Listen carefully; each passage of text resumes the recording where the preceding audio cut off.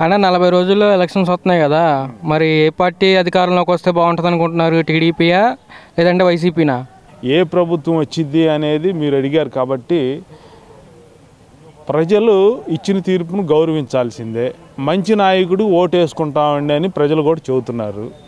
Party symbol అంటావా Janasena, BJP ఈ రెండు తెలుగుదేశం పార్టీలో 3 పార్టీలుగా పోటీ చేయడానికి మిత్రపక్షాలుగా ముగ్గురు ఏకమై పార్టీ కోసం కష్టపడుతున్నాము. కష్టపడుతున్నప్పుడు తెలుగుదేశం పార్టీ కోసం 3 రాజధానులు ఆయన ఎందుకన్నాడో 3 పార్టీలు కలిసి ఫైట్ చేస్తున్నాయి.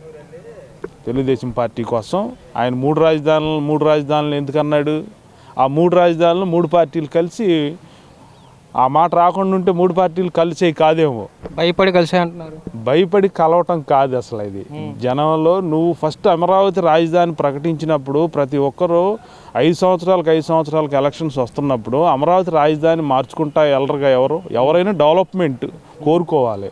ఆనాడు ఇదే అమరావతి ఇదే రాజధాని అని మీరు అన్నప్పుడు మళ్ళీ తర్వాత వైజాగ్ అని ఎందుకు అంటున్నారు?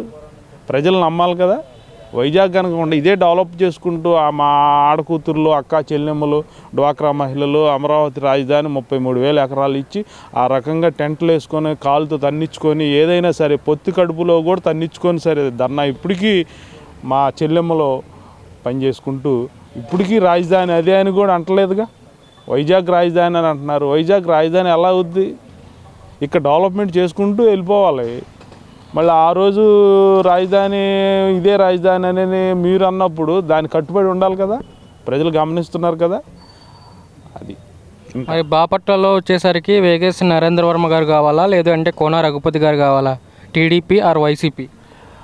బాపట్లలో కోన రఘుపతి గారు లేదా తెలుగుదేశం పార్టీ వేగేసి నరేంద్ర వర్మ గారు అని మీరు అడిగారు. ఇక్కడ బాపట్లలో 2 లక్షల పైచిలుకు ఓటర్స్ ఉన్నారు.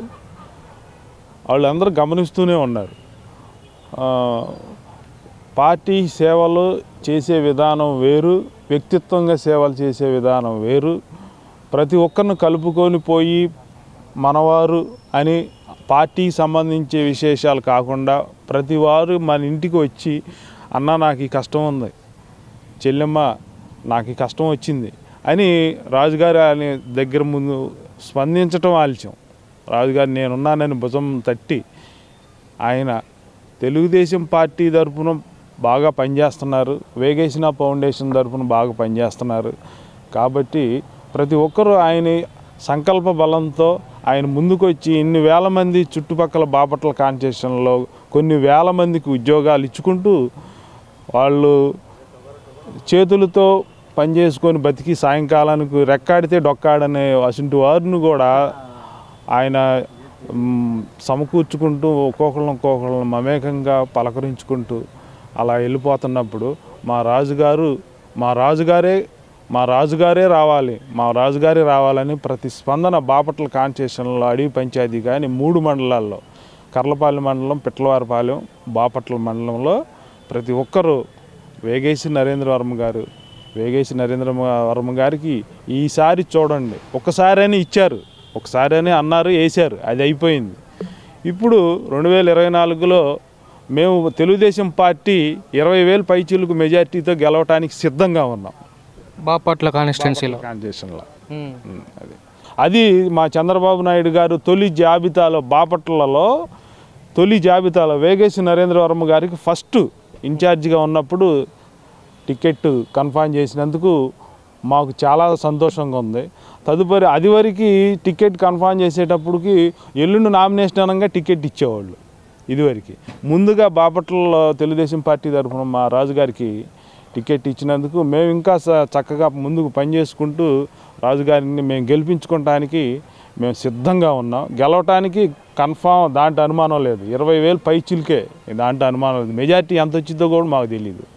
అంత ఆశాస్పందంగా ప్రజల్లో స్పందన అలా ఉంది. డెఫినెట్గా గెలుస్తాం. 7 అసెంబ్లీ నియోజకవర్గంలో పార్లమెంటు సీటు మొత్తం 7 కాన్స్టిట్యూషన్లో 7 అసెంబ్లీలు గెలిచి చంద్రబాబు నాయుడు గారికి బాపట్ల ఎంపీ సీట్ కానుగ్గా ఇయటానికి మేము కార్యకర్తలం సిద్ధంగా ఉన్నాం.